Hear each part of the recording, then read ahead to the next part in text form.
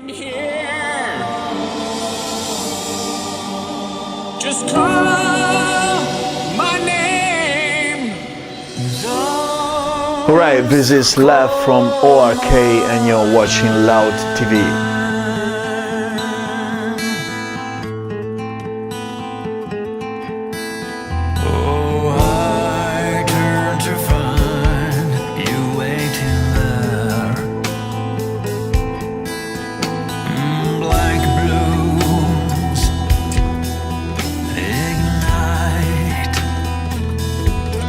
Oh, that's a funny question. Well, I used to sing when I was a kid, probably at the age of 6 or 7. I was already singing, but I really started music when.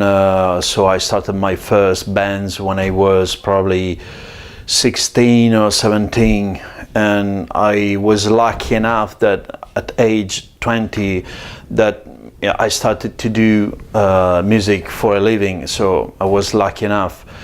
My parents, not really. Probably my grandpa. He used to sing a lot, to whistle a lot. We do it in Italy. We whistle a lot. Not just when you spot a nice bird, but when you are happy and you want to sing a melody, probably you whistle first and then you sing. That's all. I also went to the conservatory in Bologna to start opera singing, but I was quite old. Probably I started when I was 25. I don't really know why I did that, because I've always been into rock music, into jazz music, electro, but I started learning how to control my instrument, and probably that convinced me to keep doing that. And I got a degree as opera singer. I can sing Puccini and Verdi, but I'm not really singing anything here for you. Yeah, sure, because what I wanted to do is I wanted to avoid the classic cliche of rock singing. So to do that, you really, in my case at least, you really want to know how to control your instrument, and I had to work a lot to do that. Not just in the opera field, but I also had a teacher for overtone singing. Do you know that? When you sing a note and basically there's that kind of whistle that you have two lines, two layers of melodies. And so I wanted to control my instruments just to get rid of all the cliche, of all the structures of the rock singing. And yeah, that was quite hard, maybe sometimes in a few moments, because I lost, I wasn't really sure about what I was doing. When you study, when you try to control your instruments, if you can't do that, you just freak out. But in the end, yeah, I did. I worked a lot, and I'm happy now.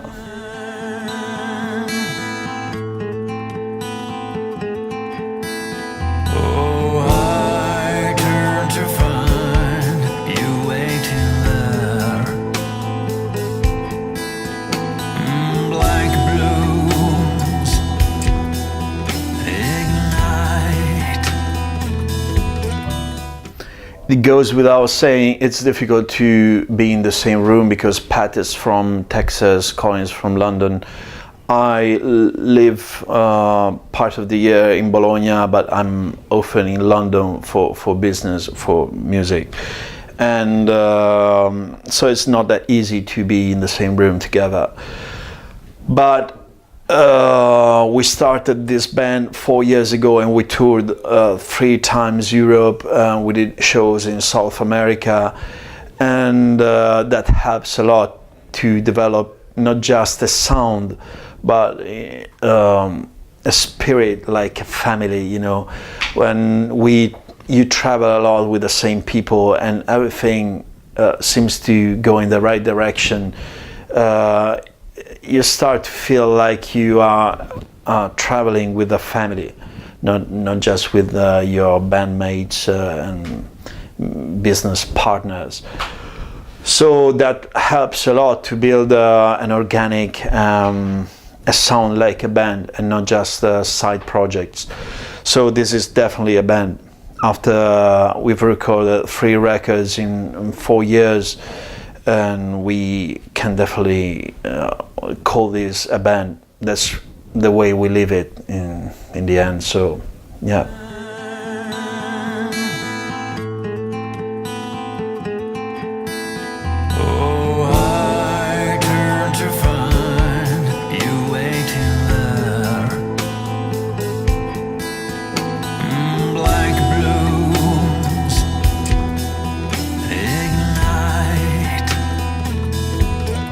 I think so. Well, he's a great, not just musician, but also man. In our case, the connection was Bill Laswell, because I did this record last year with Bill Laswell and musicians from Motor Psycho and other bands, Norwegian bands. And we did this record called Hypersomniac. I met Bill in New York City last May, and he wanted to pass the record to a few friends of him. So he asked me, can I pass? If I say that I want to pass my music to my friends, it's probably a few blokes that I meet at the bar. He was, referring to people like, Serge, and also, Iggy Pop, people like that. So, of course, I said, yeah, I would be proud. Thank you very much. And he did it. I didn't think about that, honestly. I just got a phone call from Bill in August, a few months later, and he told me, Serge is really into what you do, into your music. He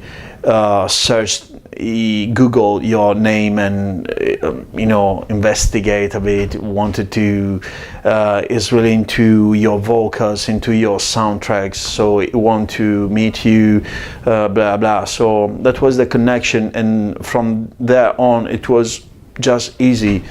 As we speak now, we had several Skype calls, loads of emails, and we keep writing each other about several things because we want to do a soundtrack together. So O.R.k, we were recording the Ramagehead record, and I just passed him the rough mixes. He was really into that, so he picked one or a couple of songs actually, but we decided to do Black Blooms in the end. So it was just easy. He's a great man, really.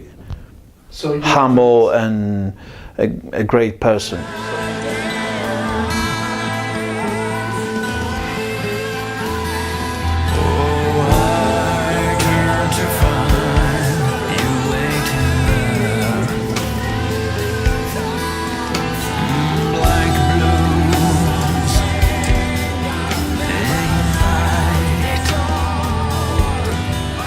Yeah, after that we have that leg with the Pineapple, and we will probably be touring again in November and December.